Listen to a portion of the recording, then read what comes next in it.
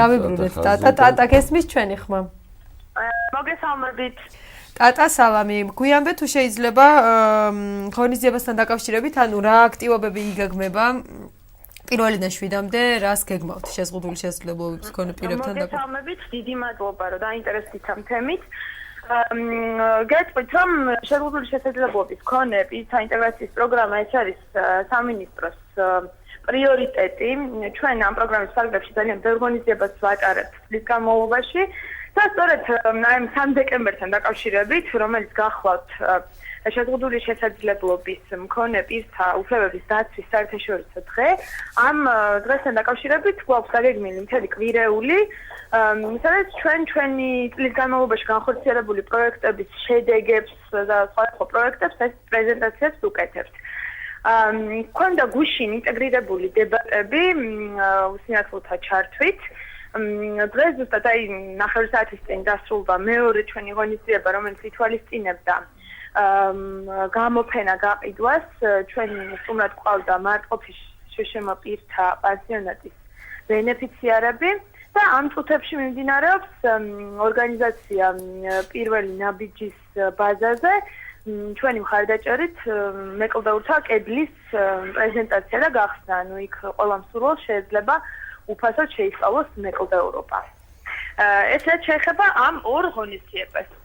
ხო, მივემგზავრებთ ქალაქ ქუთაისში, სადაც გვაქვს სპორტული აქტივობები, გვაქვს გამოფენა გაყიდვები ასევე და 6 საათზე მესხიშვილის თეატრში გვაქვს კონცერტი და უკვე დღეისათვის დღევანდელი მონაცემებით 200-მდე შეზღუდული შესაძლებლობის მქონე პირი მონაწილეობს ამ ღონისძიებაში. ეს არის სხვა ქალაქები, საქართველოს დაახლოებით 15-მდე ქალაქი. ხუთშაბათი გვაქვს ისევ გამოფენა გაყიდვა, ჩვენი ასე ვთქვათ სამინისტროს ფოიე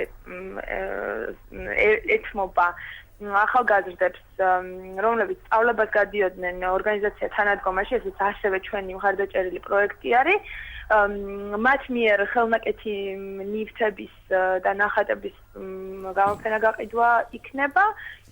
ასევე გურჯაანის საოჯახო ტიპის პანსიონატის ბენეფიციარები ჩამოვლენ ჩვენთან.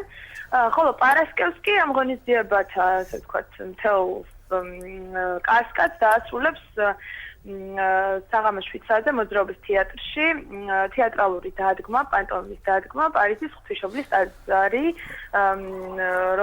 რომელშიც მონაწილეობენ ეტლით მოსარგებლე ახალგაზრდები.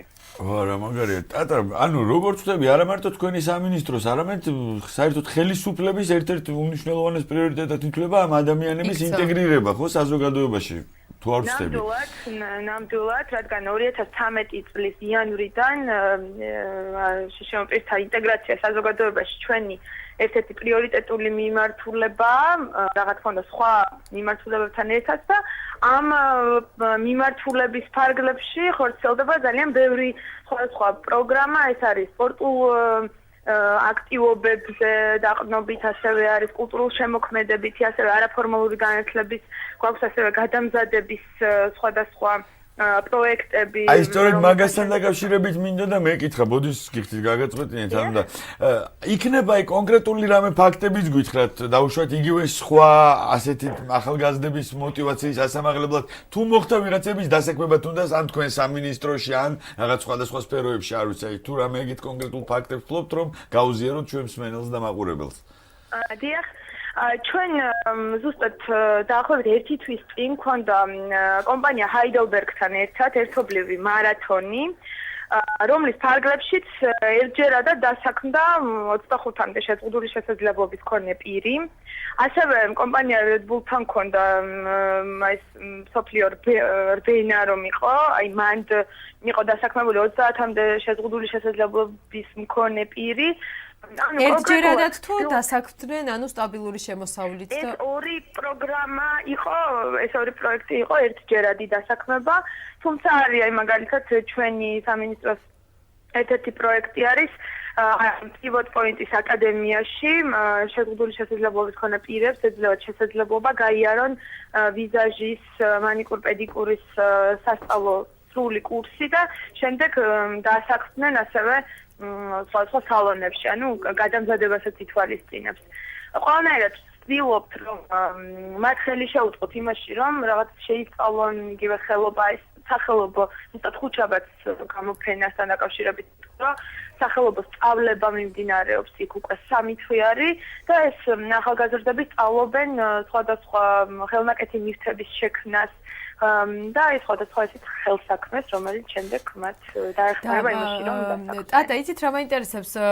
ვთქვათ, ადამიანებს ძალიან ბევრი მსმენელი და მაყურებელი გვიყურებს და გვისმენს და შეიძლება გაუჩნდეთ კითხვა, ვთქვათ, სად შეიძლება რომ გიპოვონ, როგორ მოგმართონ, მათთვისაც სურვილი აქვს, რომ ვთქვათ, შეისწავლონ რაიმე კურსზე შევიდნენ. თქვენ ანუ საიტის მეშვეობით აქვეყნებთ ხოლმე რა კურსები ცხადდება, ესეთი ადამიანებისთვის, ვისაც სურვილი აქვს თუ როგორ უნდა მოგვიყვანოთ? ჩვენ გვაქვს სამინისტროს ვებგვერდი msy.gov.g, რომელზეც აწერთული არის განაცხადის ფორმა, ეს ჩვენმა სამინისტრომ შეიმუშავა იმისთვის, რომ ჩვენ გაგვეკეთებინა ახალგაზრდა შეზღუდული შესაძლებლობის მქონე პირების ბაზა, ასე ვთქვათ.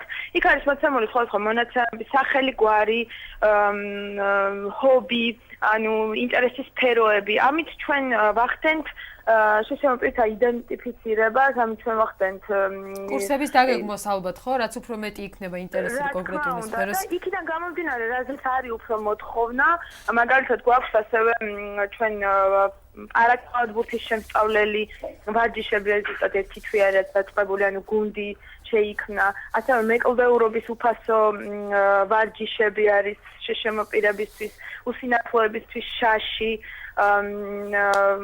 ქენოსნობა, დაუნის მქონე და დაუნის სინდრომის მქონე და აუტისტური სპექტრის მქონე ბავშვებისთვის.